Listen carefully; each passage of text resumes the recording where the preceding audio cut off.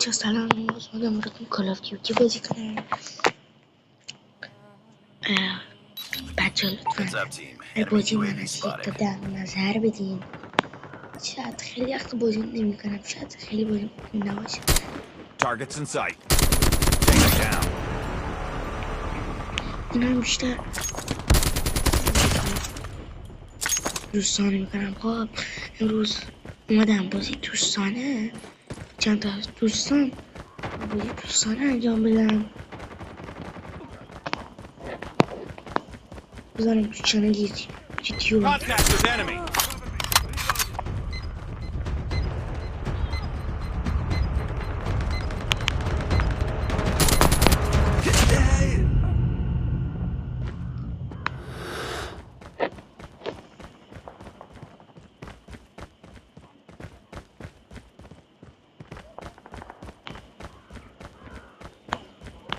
Contact with enemy.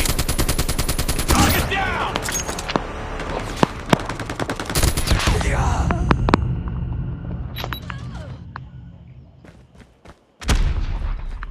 بچه ها نگاه کنیم الان 35 تا جلوییم. بهتر من فکر کنم خودم باشم، تو خیلی براشون شد.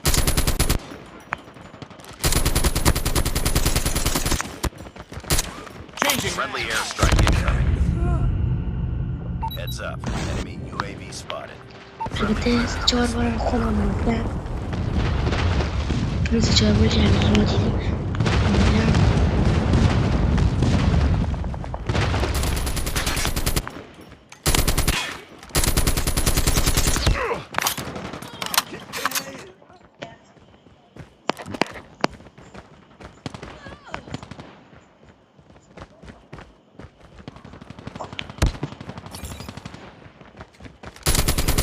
Target down.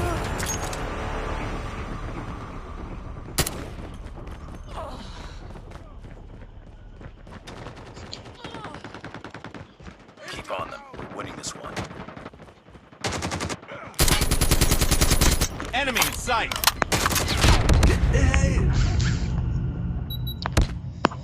بچه ها لطفا از 1 تا 10 تو کامنت ها به من به بازی من نظر بدید.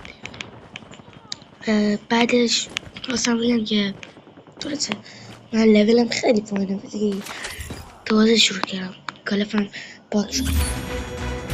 ما 60 در 28 بردیم، بهترینشون خودم نشدم. واقعا این بهتر من میزد.